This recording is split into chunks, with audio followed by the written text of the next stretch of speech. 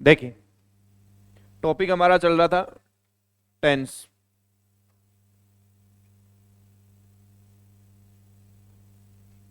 जितने भी नए बच्चे हैं जो कल और आज में आए हैं, एक बार मैं बता देता हूँ। टेंस जो है वो हमारी टेंस की 2 क्लासेज हो गई हैं। कितनी क्लासेज हो गई हैं बच्चों? पहला ही ये टॉपिक है, फर्स्ट ही ये टॉपिक है। 3 मान लो, 2 मान लो, है ना। उसके अंदर हमने ये पढ़ा है कि कौन से टेंस की हेल्पिंग वर्ब्स क्या होती हैं। यानी प्रेजेंट इंडेफिनिट की मान लो अफर्मेटिव सेंटेंस क्या होता है, प्रेजेंट इंडेफिनिट का मान लो नेगेटिव क्या होता है ना। और उन टेंसेज की हेल्पिंग वर्ब्स क्या होती हैं। ये हमने बेसिक जो चीज़ें हैं ये जान ली हैं। ठीक है। ये दोनों तीनों क्लासेस जो भी हुई हैं ये आपको यूट्यूब पे मिल जाएंगी, आधार एसएससी एकेडमी चैनल पे। 2 वीडियोस डाल दिए गए हैं, तीसरा आज डाल देंगे। ठीक है। और वहां से अगर तुम समझ सकते हो तो वहां से समझना। ठीक है। नहीं तो आज जो बच्चा आया है आज से, और जो बच्चा कल आया था कल से अपने नोट्स बनाने शुरू कर देगा। जो आपकी क्लास के पहले का जो पॉइंट रह गया, जो हिस्सा रह गया, वो आपको अलग से पढ़ा दिया जाएगा। समझ गए मेरी बात को? यानी ये आपका पहला ही टॉपिक है और यहीं से आपको अपने प्रॉपर नोट्स मेंटेन करने हैं, बनाने हैं। कोई बात समझ में नहीं आए तो पूछना है। क्लियर? चलो, अब बढ़ते हैं आगे। कल हमने बातचीत कर ली थी फ्यूचर इनडेफिनिट टेंस के अफर्मेटिव, नेगेटिव और इंटरोगेटिव के बारे में। आज का जो अपना पॉइंट रहेगा सबसे पहला, वो है आपका फ्यूचर फ्यूचर कॉन्टिन्यूअस टेंस। मैंने बच्चों को कही हुई एक बात याद आ रही है तुम्हें कि मैंने कहा कि प्रेजेंट ही फ्यूचर है। ज्यादा उकारे बढ़ने की जरूरत नहीं है, यस सर नो सर बोलने की जरूरत नहीं है। जब मैं बोलूँ तब बोल देना, शांति से बैठा रहे। समझ गया मेरी बात को? हाँ। तो ये आपका फ्यूचर कॉन्टिन्यूअस। फ्यूचर कॉन्टिन्यूअस क्या है? जैसा आपका प्रेजेंट कॉन्टिन्यूअस है वैसा ही आपका क्या है, फ्यूचर कॉन्टिन्यूअस। जैसा एक सेंटेंस में लिखता हूं, मैंने कहा Ravi is playing cricket. Ravi is playing cricket. अगर ये सेंटेंस आप देखोगे बच्चों, तो इसके अंदर आपको पता चल रहा है कि टेंस कौन सा है, प्रेजेंट कॉन्टिन्यूअस टेंस। कौन सा टेंस है ये? प्रेजेंट प्रेजेंट कॉन्टिन्यूअस टेंस है। मैंने कहा कि प्रेजेंट ही क्या है, फ्यूचर है। तो मैं क्या करूंगा, इस प्रेजेंट कॉन्टिन्यूअस को क्या बना दूंगा, फ्यूचर कॉन्टिन्यूअस। कैसे बनाऊंगा? मैंने आपको कल कहा था अकॉर्डिंग टू सब्जेक्ट आपको 2 मॉडल यूज कर लेनी है अगर आपको किसी भी चीज को फ्यूचर बनाना है। 2 मॉडल कौन कौन सी होती हैं? एक तो विल होता है और एक सेल होता है। सेल जो है वो 2 सब्जेक्ट के साथ आता है, आई और वी के साथ। तो क्या लगाना आपको, अगर फ्यूचर बनाना है तो सेल लगाना है। ठीक है।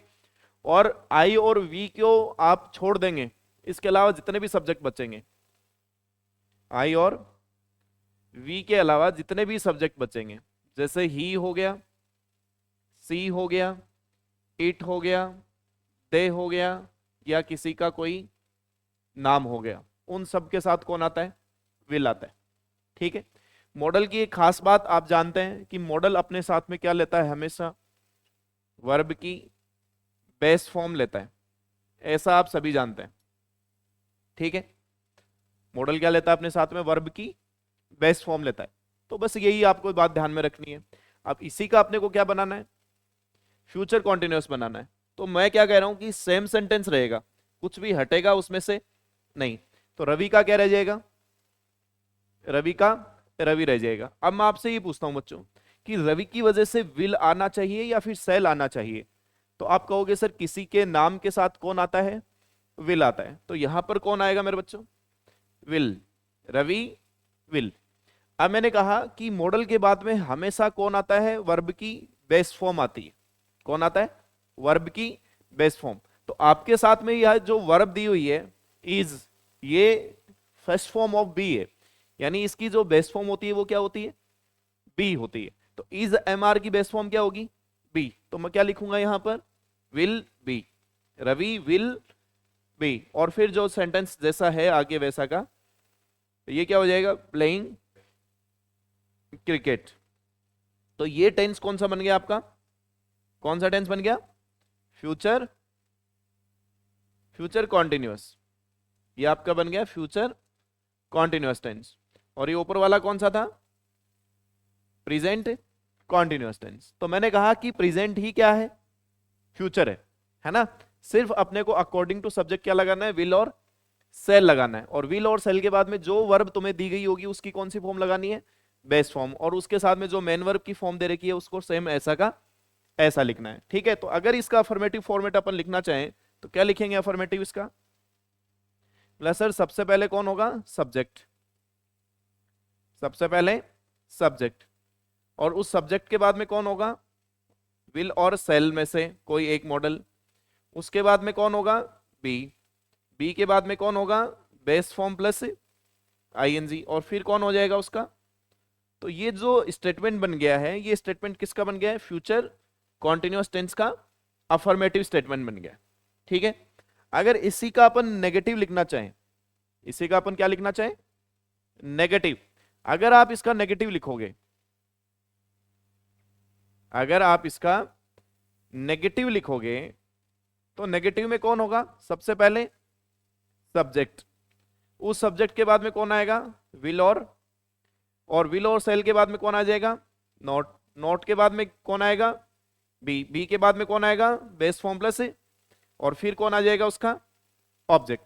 जैसे ऊपर वाले का लिखते हैं example, Ravi will not be playing cricket. ये आपका क्या हो जाएगा, नेगेटिव, किसका, फ्यूचर कॉन्टिन्यूअस का। जैसे ही आप इसका इंटरोगेटिव बनाओगे, इंटरोगेटिव बनाओगे तो क्या हो जाएगा, इसी का जैसे ही आप क्या बनाओगे, इंटरोगेटिव। इंटरोगेटिव बनाओगे तो विल और सेल कहां जाएगा, शुरुआत में। उसके बाद में कौन आएगा, सब्जेक्ट, सब्जेक्ट के बाद में कौन आएगा, बी, उसके बाद में बेस फॉर्म प्लस आईएनजी, और फिर कौन आ जाएगा, ऑब्जेक्ट, और फिर आपका क्वेश्चन मार्क। जैसे will Ravi be playing cricket, ये आपका क्या बन जाएगा, इसी का इंटरोगेशन। तो ये आपका फ्यूचर कॉन्टिन्यूअस टेंस है जिसका अफर्मेटिव, नेगेटिव और इंटरोगेटिव सेंटेंस हमने सीख लिया। लिखो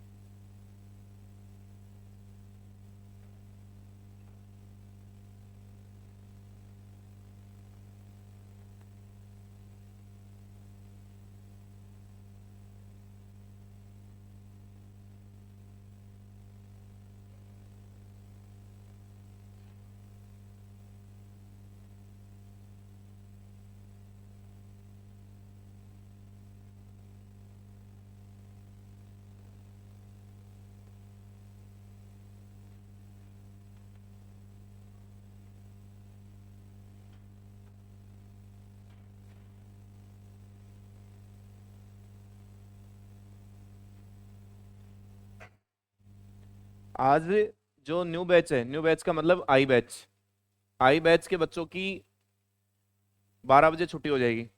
ठीक है ना बच्चों, आई बैच के जितने भी स्टूडेंट हैं उनकी छुट्टी कितने बजे हो जाएगी, 12 बजे, आज और कल 2 दिन। ठीक है ना, 2 दिन आपकी छुट्टी रहेगी 12 बजे। ठीक है, और 2 दिन के बाद में आपकी वो जीके की क्लास जो थी वो जो की त्यों संदीप जी की वैसे की वैसे आ जाएगी। आज आपका बायोलॉजी का एक टॉपिक बचा हुआ था, इकोलॉजी, मेरे हिसाब से इकोलॉजी था क्या, ऐसा कुछ टॉपिक था एक, तो वो टॉपिक जो है वो 4 घंटे का टॉपिक है, तो 2 घंटे तो आज लगा देंगे उसकी क्लास और 2 घंटे आपकी कल। ई और एफ बैच के स्टूडेंट्स के लिए, ई एफ और एच। तुम्हें बायो नहीं पढ़ेगी? चलो फिर ई और एफ मान लो। एच नहीं है ना उस टाइम टेबल में, है भी नहीं शायद एच, तो है क्या? हाँ तो कोई नहीं, लेना चाहो तो ले लेना, नहीं तो कोई दिक्कत नहीं।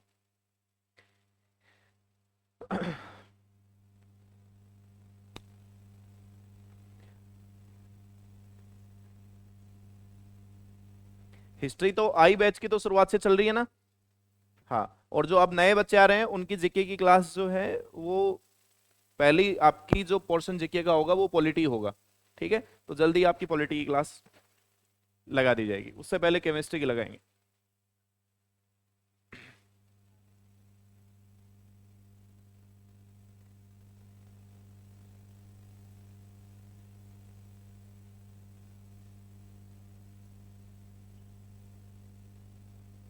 कोई नहीं।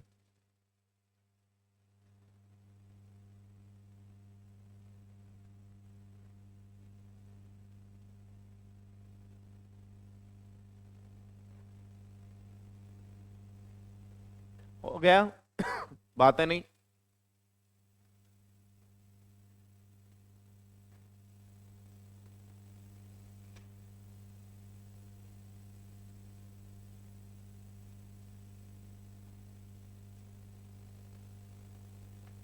हो गया? चलिए बच्चों, तो ये था आपका फ्यूचर कॉन्टिन्यूअस टेंस के बेसिक्स, ठीक है? अब नेक्स्ट आपका फ्यूचर परफेक्ट, उसके बारे में बातचीत कर लेते हैं।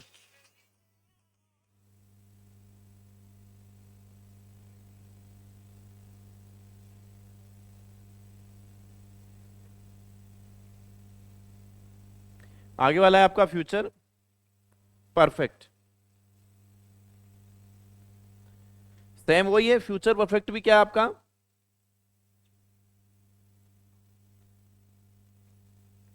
फ्यूचर परफेक्ट जो टेंस है सेम एज इट इज कौन सा है?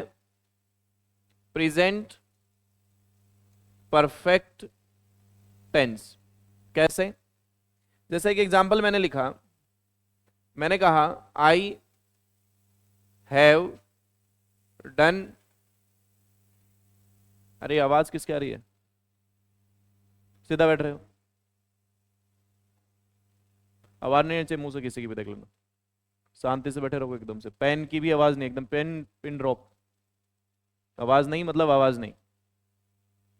क्लास से बाहर जाके कर लो अगर अब बात करनी है तो, भेज देता हूँ मैं घर पे। I have done my work, अगर इसका टेंस देखोगे तो इसमें टेंस कौन सा होगा? Present perfect, present perfect tense. तो आपका ये जो प्रेजेंट परफेक्ट टेंस है यही आपका क्या है? फ्यूचर परफेक्ट भी है। कैसे होगा? जैसे आपने ये जो आई लिखा है यानी सब्जेक्ट लिखा है, सब्जेक्ट को तो ऐसा का ऐसा लिख दोगे, इस सब्जेक्ट की वजह से विल आना चाहिए या सेल आना चाहिए? सेल आना चाहिए, तो यहां क्या लिख दोगे आप? सेल। उसके बाद में क्या आना चाहिए? Base form. Base form has have की क्या होती है? हैवी होती है, तो यहां कौन आ जाएगा? आई सेल हैव। बाकी चीजें सेम डिटो ऐसे की ऐसी। तो डन का क्या रह जाएगा? Done my work. कौन सा टेंस बन गया है? ये बन गया आपका future, future perfect. Present perfect से क्या बन गया? Future perfect. इसका फॉर्मेटिव जो सेंटेंस लिखोगे, अफर्मेटिव जो इसका सेंटेंस लिखोगे उसमें क्या हो जाएगा? सबसे पहले सब्जेक्ट, उस सब्जेक्ट के बाद में विल और सेल, फिर कौन आएगा? हैव। उसके बाद में कौन आ जाएगा? मेन वर्ब की थर्ड फॉर्म, और फिर कौन आ जाएगा? ऑब्जेक्ट। ये तो बन गया आपका अफर्मेटिव। अब जैसे ही इसका नेगेटिव लिखोगे, इसका नेगेटिव क्या हो जाएगा? इसी का नेगेटिव जो स्टेटमेंट होगा, नेगेटिव स्टेटमेंट में कौन होगा? सबसे पहले सब्जेक्ट, सब्जेक्ट के बाद में विल और सेल, विल और सेल के साथ में कौन आ जाएगा? नॉट, नॉट के साथ में कौन आ जाएगा? हैव, हैव के बाद में मेन वर्ब की थर्ड फॉर्म, और फिर कौन आ जाएगा उसका? ऑब्जेक्ट। जैसे ऊपर वाले सेंटेंस का नेगेटिव अगर अपन लिखें तो कैसे लिख देंगे, I shall not have done my work. अगर इसी का इंटरोगेटिव लिखोगे तो इंटरोगेटिव क्या हो जाएगा,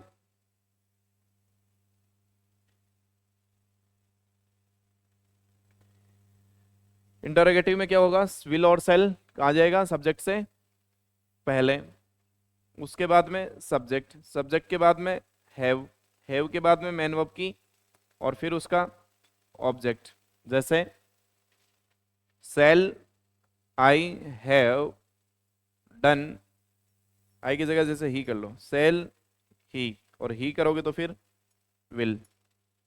will he have done his work, लिख लीजिए। ये आपका फ्यूचर परफेक्ट हो गया।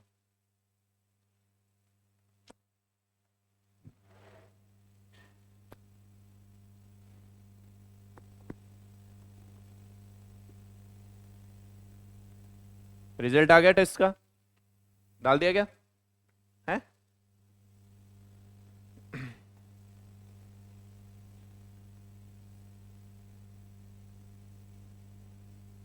कौन से पे, आधार ऑफलाइन पे डाला है क्या?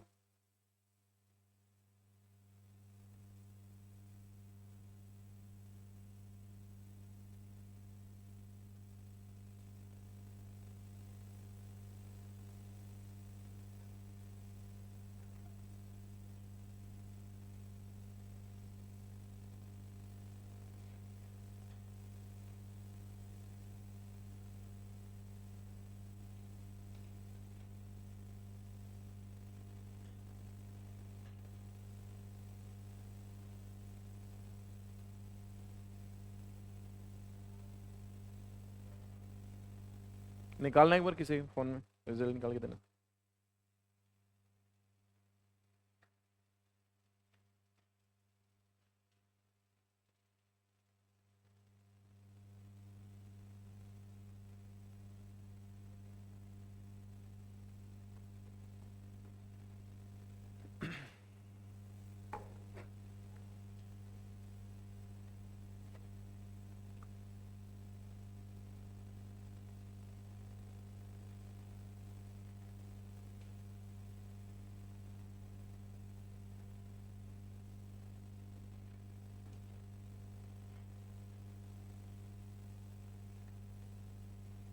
वाह वाह वाह, शाबाश।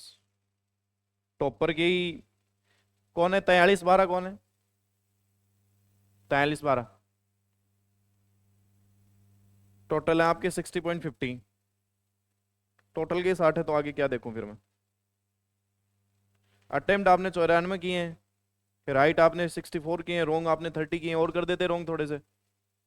ये 6 भी क्यों छोड़े, ये भी छोड़ देने, वो भी करने चाहिए थे। हैं अनीस 8.75 इंग्लिश में, हैं आया नहीं गए। 40-26 किसके हैं, 40-26। इंग्लिश में 18.75, मैथ्स में 18.5, रीजनिंग में 9 है। इतना कम कैसे है रीजनिंग में, रीजनिंग में 9 से कैसे काम चलेगा। जीके में 4.5,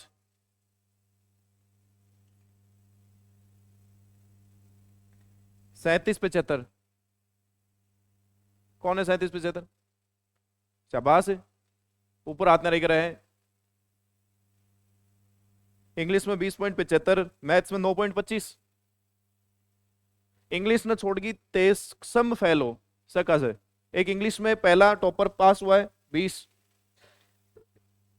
40-26 18.75 इंग्लिश में, 37-75 के 20.25 इंग्लिश में, मैथ्स में 9.25 7.75। अरे रीजनिंग में 7-8 नंबर ले रहे होते हैं। रीजनिंग में तेरे मार्क्स हैं मन को की गलत है कि 7.75। आप भी मेरे को नए बात चेक करवाए, और भी लग रहा है किसी को रीजनिंग में गलत चेक हुई है, लग रहा है ऐसा। इंग्लिश सही है, मैथ इंग्लिश आंसर की मिलाई होगी ना, आंसर की पहले डाली थी। अरे तुम पढ़ना शुरू कर दो, मैं तुम्हें कह रहा हूं। अब शॉर्ट लेना पड़ेगा क्या मेरे को?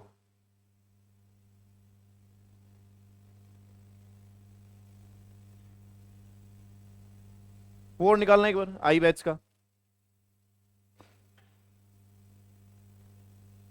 8 8 नंबर 9 9 नंबर शर्म को ना नालेगान।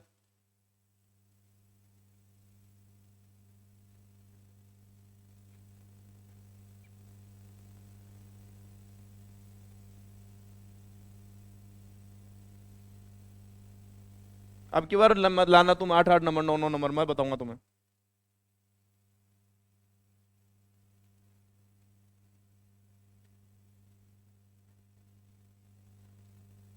45 82 कौन है? इंग्लिश में 15.75, मैथ्स में 10.5, रीजनिंग में 13.75। यही उम्मीद थी मेरे को, है।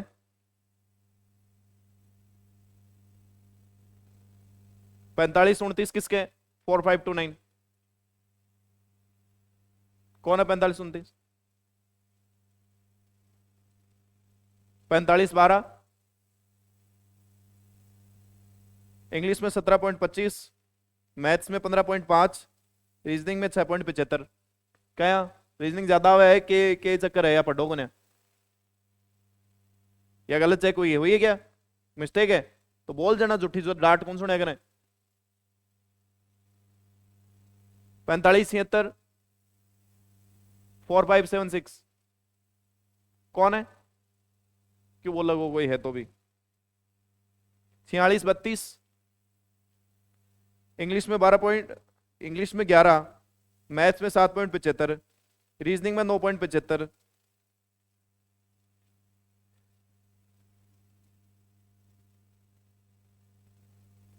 पेपर में एक इंग्लिश इंग्लिश आएगा बस, बाकी कुछ नहीं आएगा, ना मैथ्स आएगी ना इंग्लिश आएगी, मत पढ़ना उनको, है ना।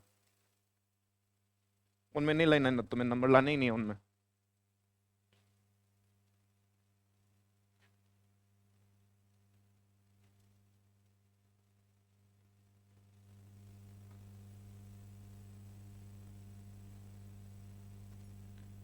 हो गया ये? चलो आगे वाला है।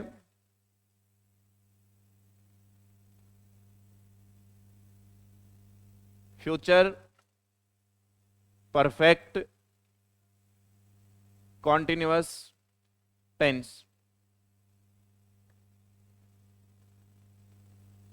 सेम वही है जो प्रेजेंट परफेक्ट है, लेकिन ध्यान में रख लेना इसमें सिंस का यूज नहीं होता है, क्योंकि सिंस दिखाता है पास्ट के पॉइंट ऑफ टाइम को। किसको दिखाता है सिंस? पास्ट के पॉइंट ऑफ टाइम को। और फ्यूचर का पास्ट के साथ कोई रिलेशन नहीं होता है, फ्यूचर का रिलेशन होता है आपके प्रेजेंट के साथ, पास्ट के साथ कोई रिलेशन फ्यूचर का डायरेक्ट नहीं हो सकता। समझ गया मेरी बात को? तो इसके अंदर सिंस का यूज नहीं होता। सिंस को रिप्लेस करने के लिए इसमें एक प्रीपोजिशन यूज होती है जिसे अपन फ्रॉम कहते हैं। क्या कहते हैं? फ्रॉम, जो क्या दिखाता है? फ्यूचर पॉइंट ऑफ टाइम को शो करता है। किसको शो करता है? फ्यूचर पॉइंट ऑफ टाइम को। तो इसमें सिंस का यूज नहीं होगा, किसका यूज होगा? फ्रॉम का। जैसे मैंने ये लिखा, मान लो sentence, Ravi has been doing his work since morning. Since morning, Ravi has been doing his work since morning. अब ये टेंस कौन सा है? Present perfect continuous tense. इसका जैसे तुम फ्यूचर बनाओगे तो सेम वही बात है। रवि का तो क्या रह जाएगा? रवि की वजह से मॉडल कौन आएगी? विल। हैज हैव की बेस्ट फॉर्म क्या होती है? Have. Ravi will have been doing his work. अब सिंस नहीं आएगा क्योंकि सिंस तो क्या है? पास्ट पॉइंट ऑफ टाइम है, लेकिन फ्यूचर में लिखना है तो सिंस को किससे रिप्लेस कर दोगे आप? फ्रॉम से। फ्रॉम नेक्स्ट डे, और इसके साथ में कोई फ्यूचर का पॉइंट ऑफ टाइम आएगा। समझ गए मेरी बात को? चलो, जैसे अफर्मेटिव लिखोगे इसका,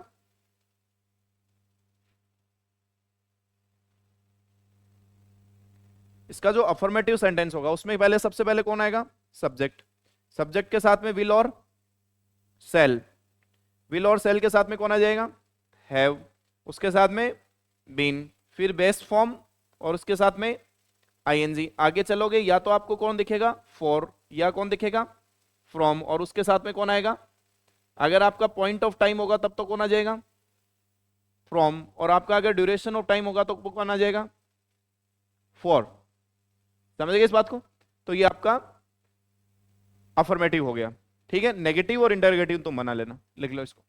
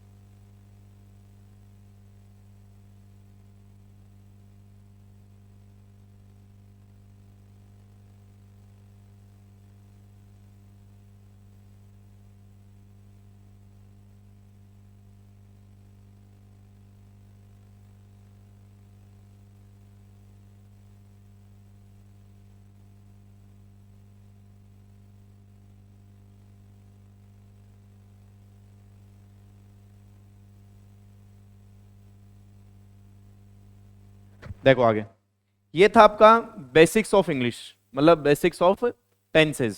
ठीक है, और इसका पहला पड़ाव अपना टेंस का क्या हो गया, खत्म हो गया। अब अपने पास जितने भी 12 टेंस हैं, उन 12 टेंस की जो नींव होनी चाहिए थी वो अब हमारे पास है। मतलब इनके बारे में जितना हमें पता होना चाहिए था, कहने का मतलब ये है कि चौथी पांचवी तक का टेंस अपने को आता है, अभी अपन ने सीख लिया है। ठीक है, अब नया पॉइंट है, अब 8वीं तक का पढ़ेंगे, फिर अपन 10वीं तक का पढ़ेंगे, फिर अपन 12वीं तक का पढ़ेंगे, ऐसे अलग अलग लेवल्स में ये टेंस चलेगा। ठीक है, तो आप हेडिंग डाल लो बच्चों, comparative analysis of tenses.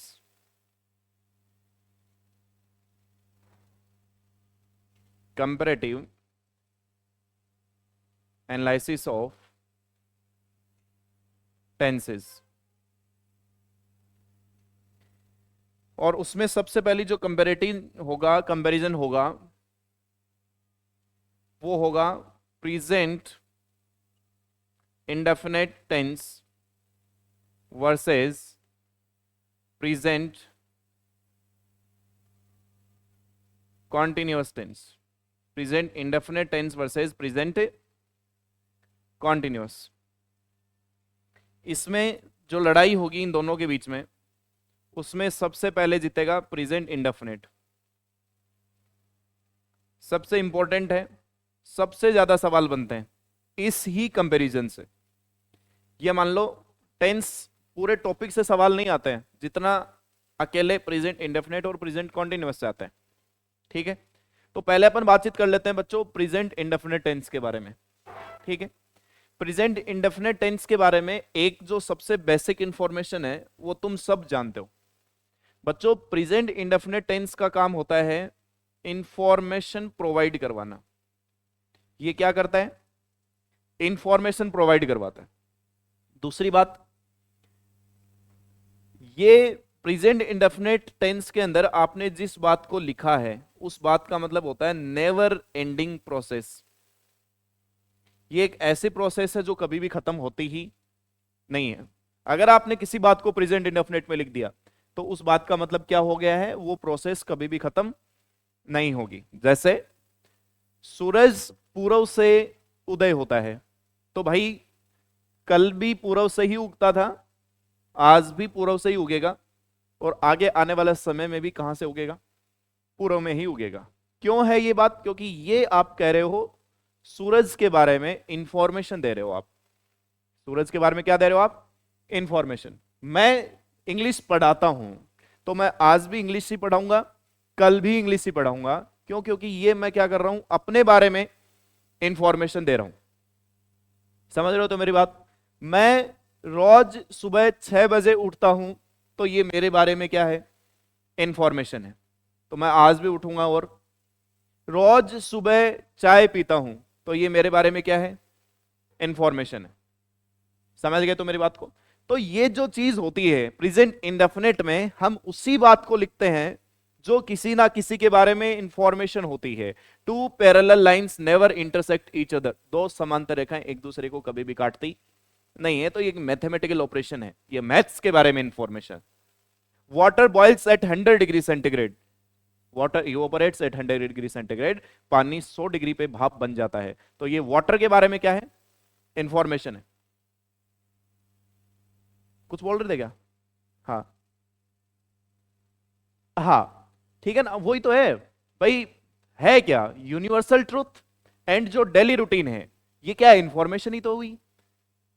Universal truth क्या है? Universal truth the sun rises in the east, ये यूनिवर्सल ट्रूथ है भाई। लेकिन कहीं ना कहीं ये क्या है, सूरज के बारे में इंफॉर्मेशन है। Water boils at 100 degree centigrade, ये क्या है, साइंटिफिक फैक्ट है। लेकिन है क्या पानी के बारे में, information. Sachin Tendulkar enters the ground, commentary, है क्या, मैथ्स के बारे में इंफॉर्मेशन। ठीक है। I always take tea in the morning, मैं हर सुबह रोज चाय लेता हूं, है क्या, डेली रूटीन। लेकिन मेरे बारे में क्या है, इंफॉर्मेशन। यानी कहीं ना कहीं जो तुम सब पढ़ते हो, universal truth, scientific fact, proverbs, mathematical operations, psychological fact, philosophical statements, all are information about something and someone. ये सब किसी ना किसी चीज के बारे में क्या है, इंफॉर्मेशन है। तो मोटा मोटी प्रेजेंट इंडेफिनिट काम क्या करता है, इंफॉर्मेशन प्रोवाइड करवाता है। और एक ऐसी इंफॉर्मेशन जो कभी खत्म नहीं होती है। तभी तुम कहते हो न्यूज़पेपर की हेडलाइंस किस में लिखी जाती, प्रेजेंट इंडेफिनिट टेंस में। आप इस बात को समझ गए बच्चों? अब अगर इस बात को आप समझ गए हो तो ये किसी बात की इंफॉर्मेशन प्रोवाइड करवाने के लिए आपके पास कुछ एडवर्ब्स होती हैं जिन्हें कहा जाता है एडवर्ब्स ऑफ फ्रीक्वेंसी। क्या कहा जाता है, एडवर्ब ऑफ फ्रीक्वेंसी। ये एडवर्ब ऑफ फ्रीक्वेंसी जो है ये किसी काम की रिपीटेशन को, फ्रीक्वेंसी को, कि कितनी बार कोई काम होता है ये दिखाता है। तो अगर ये शब्द अपने को सेंटेंस में कहीं पर भी नजर आते हैं, कहीं पर भी का मतलब जब ये फ्रीक्वेंटली या फ्रीक्वेंसी को शो करते हुए नजर आते हैं, तब हम क्या यूज करते हैं उस सेंटेंस के अंदर, प्रेजेंट इंडेफिनिट। कौन कौन से ये शब्द हैं? जैसे ऑलवेज, ऑलवेज का मतलब होता है हमेशा। आई ऑलवेज प्ले क्रिकेट, मैं हमेशा क्रिकेट खेलता हूं, तो ये मेरे बारे में क्या हुई, इंफॉर्मेशन हुई। My mother always goes to temple, मेरी मम्मी जी हमेशा मंदिर जाती हैं, तो ये मम्मी जी के बारे में क्या हुई, इंफॉर्मेशन। तो ऑलवेज एक ऐसा फ्रीक्वेंसी दिखाने वाला एडवर्ब है जो सेंटेंस के अंदर यूज किया जाता है इंफॉर्मेशन शो करने के लिए, किसी सब्जेक्ट की बारंबारता कि कौन सा काम कितनी बार होता है उस बात को दिखाने के लिए। तो ऑलवेज, ऑलवेज के अलावा ऑफन, ऑफन के अलावा सेल्डम। आपको मैं एक बात बता देता हूं बच्चों, ऑलवेज का मतलब होता है हमेशा, ऑफन का मतलब होता है कभी कभार, प्राय, मतलब मोर देन कभी कभार, प्राय ज्यादातर। ऑलमोस्ट, ऐसे लिख देता हूं मैं। ऑफन का मतलब क्या होता है? ऑलमोस्ट, ठीक है। ऑलवेज का मतलब हमेशा, ऑफन का मतलब ऑलमोस्ट, प्राय, हिंदी में प्राय और वैसे ऑलमोस्ट। सेल्डम, सेल्डम का मतलब कभी नहीं, सेल्डम का मतलब कभी नहीं, कभी नहीं यानी रेयरली, मुश्किल से कोई काम जब होता है उसके अंदर, ठीक है। Always, often, seldom. Usually, usually का मतलब जनरली, सामान्यतः। यूजुअली का मतलब जनरली, सामान्यतः मैं ये काम करता हूं, ठीक है। जनरली मैं ये काम करता रहता हूं, जनरली ऐसा मैं बोलता रहता हूं, ऐसा जो मीनिंग होता है उसका मीनिंग क्या होता है? यूजुअली। एक होता है फ्रीक्वेंटली। क्या मतलब होता है? फ्रीक्वेंटली। फ्रीक्वेंटली का मतलब बारंबारता, किसी चीज की फ्रीक्वेंसी क्या है उसको दिखाने के लिए किसका यूज होता है? Frequently. Always, often, seldom, usually, frequently. एक होता है ऑकेजनली। ऑकेजनली का मतलब ऑकेजन्स पे, वार त्योहार। ऑकेजनली मैं वहां जाता हूं, संडे को जाता हूं, ट्यूसडे को जाता हूं, है ना। ऑकेजनली मैं ये सब चीजें करता हूं। ऑकेजनली जो वर्ड होता है वो भी किस में यूज होता है? प्रेजेंट इंडेफिनिट टेंस में होता है, ठीक है। इसके अलावा एवरीडे, क्या यूज होता है? एवरीडे। एक होता है बच्चों समटाइम्स। अब कई बच्चे इसमें बहुत कंफ्यूज रहते हैं। कंफ्यूजन कहां होता है? कई बार तो बच्चे इसको लिख देते हैं सम टाइम, कई बार बच्चे इसको लिख देते हैं सम टाइम, कई बार बच्चे इसको लिख देते हैं सम टाइम्स। तीनों में फर्क है मेरे लाडलो। फर्क क्या है वो मैं तुम्हें बता देता हूं। Some time and sometimes. मैंने सेंटेंस लिखा, I will give you some time next week. मैं तुम्हें अगले सप्ताह कुछ समय दूंगा। देखो मैंने आई के साथ विल यूज किया है। आई के साथ वैसे तो कौन आना चाहिए था, मैंने क्या यूज किया है? जब आप आई के साथ सेल को छोड़ के और उसकी जगह क्या यूज करते हैं? विल यूज करते हैं, तो फिर मॉडल अपना एक नया रूप दिखाता है जिसे अपन कहते हैं डिटर्मिनेशन। क्या कहते हैं उसे?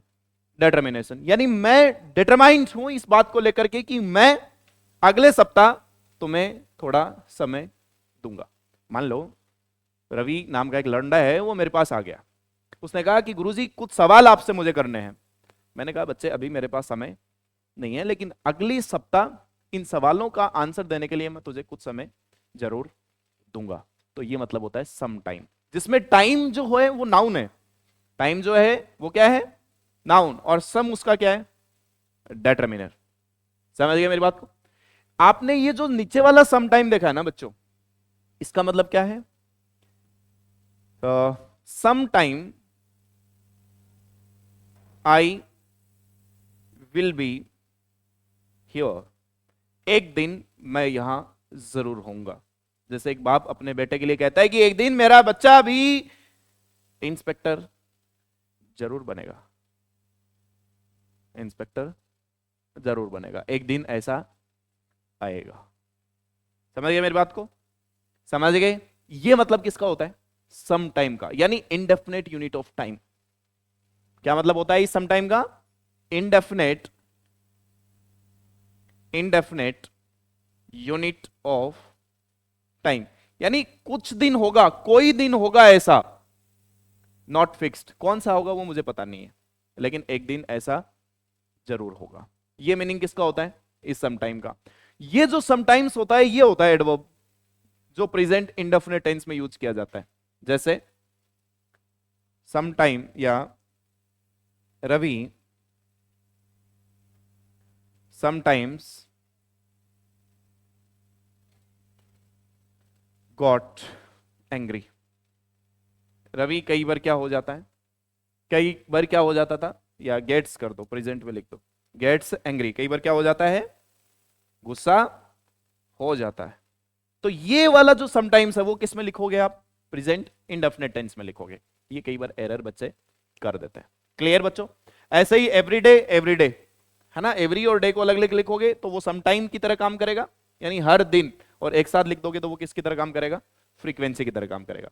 तो always, often, seldom, usually, generally या फ्रीक्वेंटली, वो sorry, usually, occasionally, everyday, sometimes, है ना।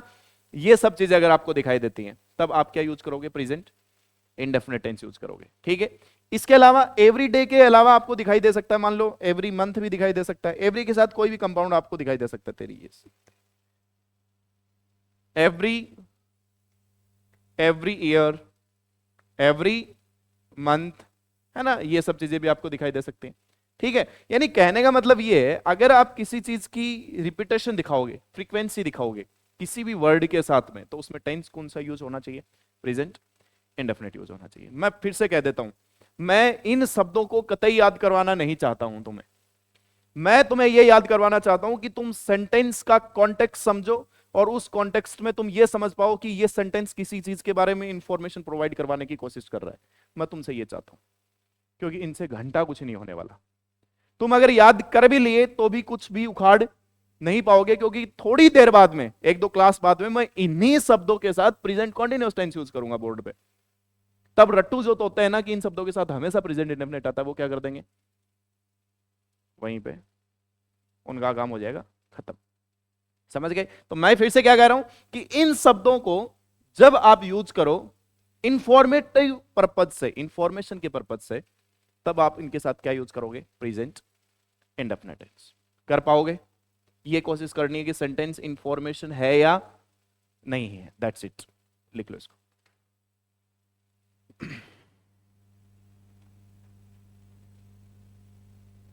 अब ये हार्डली, रेयरली, बेयरली, इसको लिखवाने की जरूरत तो है नहीं। लिख दो फिर, लिख लिख दो, चलो।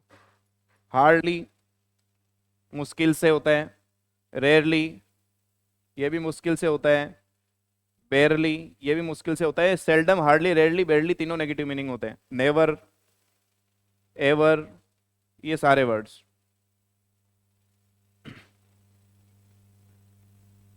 क्या हो गया? ऊपर भी है, पीछे भी है? अच्छा, लिख।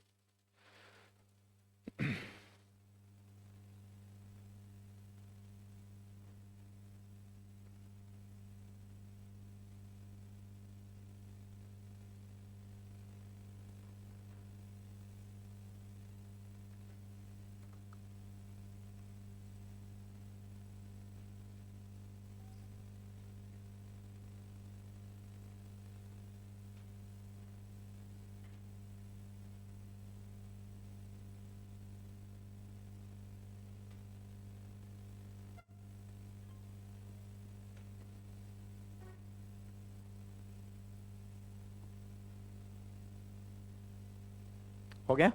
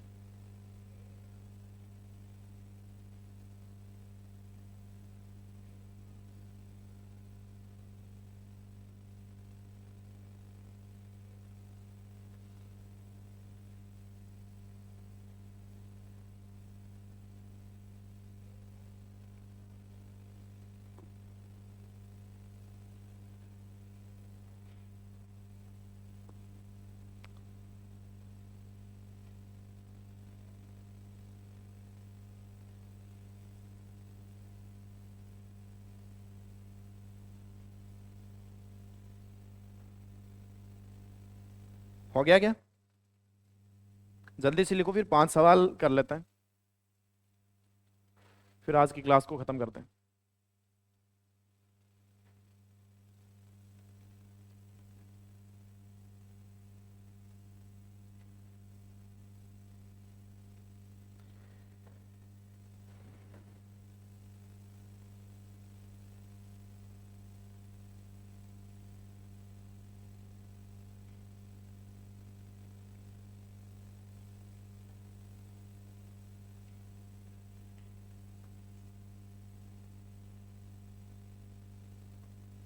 बढ़े आगे। चलिए,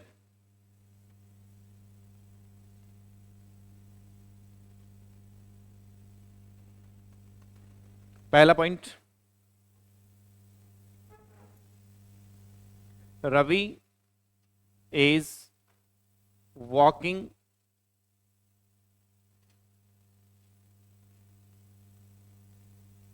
up early in the morning every day.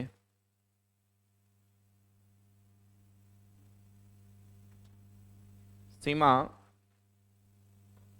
is calling me often to ask her doubts. My mother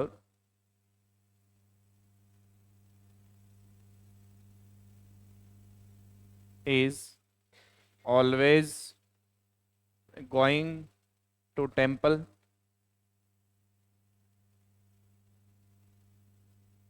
She is always talking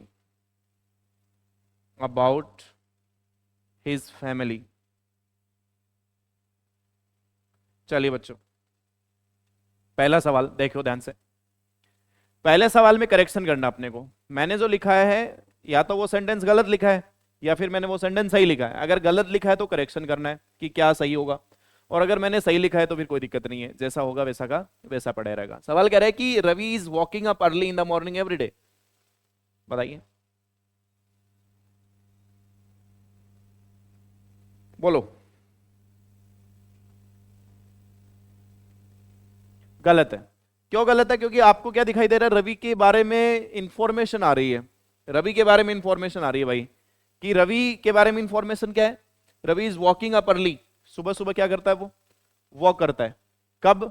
her rose. Her rose Ravi walk करता है।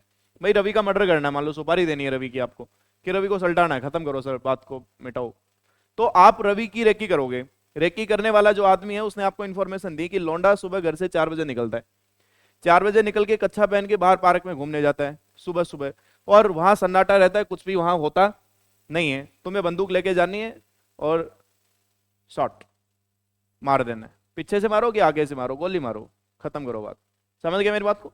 तो ये जो प्रोसेस है इसके अंदर आपने क्या दी है, रवि के बारे में क्या करा है आपने? इंफॉर्मेशन दी है उसे सल्टाने के लिए। समझ गए मेरी बात को? तो ये इंफॉर्मेशन है। अगर ये इंफॉर्मेशन है तो कॉन्टिन्यूअस टेंस क्या कर रहा है यहां पर? इज वॉकिंग, तो क्या हो जाएगा? गलत। इसको किससे रिप्लेस करने पड़ेगा? Present indefinite. प्रेजेंट इंडेफिनिट का अफर्मेटिव सेंटेंस है, नोट तो है नहीं, तो नोट नहीं है तो क्या होता है? अफर्मेटिव। अफर्मेटिव हो तो अपने को अफर्मेटिव भरना पड़ेगा भाई। अफर्मेटिव रवि की वजह से क्या भरोगे? वर्ब की फर्स्ट फॉर्म के साथ एस या एस, तो वॉक के अंदर एस या एस लगाओ तो क्या हो जाएगा?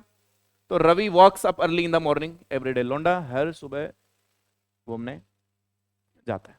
समझ गए बात को? दूसरा, Seema is calling me often to ask her doubts. Seema almost प्राय मुझे कॉल करती है अपने डाउट्स को पूछने के लिए कि मास्टर जी प्रेजेंट इंडेफिनिट आएगा कि कॉन्टिन्यूअस आएगा। तो ये क्या है? सीमा के बारे में इंफॉर्मेशन है। समझ गए तो मेरी बात? अगर ये इंफॉर्मेशन है, और ये इंफॉर्मेशन का पता कैसे चल रहा है? ऑफन से। अगर ये इंफॉर्मेशन का पता अपने को ऑफन से चल रहा है तो इज कॉलिंग की जगह क्या आएगा? Calls. Ravi calls me often to ask her doubts. चलिए, my mother is always going to temple. मेरी मम्मी हर सुबह कहां जाती है? मंदिर जाती है पूजा करने। समझ गए तो मेरी बात? फूल चढ़ाने ईश्वर के। क्या चढ़ाने? अपने बेटे के लिए प्रार्थना करने। क्या करने? तो भी करती है, बेटे के लिए नहीं, मतलब मंदिर जाती है। चलो, तो ये जो लिखा है ना, my mother is always going to temple, ये मेरी मम्मी के बारे में क्या है भाई? इंफॉर्मेशन है। ऑलवेज से मुझे पता चल रहा है। अगर मुझे ऑलवेज से पता चल रहा है तो फिर मुझे लिखना पड़ेगा, इज गोइंग को तो काटना पड़ेगा। My mother always goes to temple. She is always talking about his family. वो हमेशा अपने परिवार के बारे में बात करती रहती है ना? पगला गई है वो। अगर वो पगला गई है तो फिर यहां क्या करना पड़ेगा तुम्हें? She always talks about his family. ठीक है बच्चों, इसीलिए मैंने ऊपर हेडिंग डाली है present indefinite versus present continuous. साथ में चलेगा। कर पाओगे? अरे मजा आ रहा है तुमको? टेस्ट में नंबर कम नहीं आने चाहिए, तो मुझे मजा नहीं आएगा, फिर तुमको मजा आएगा। समझ गए ना? Thank you.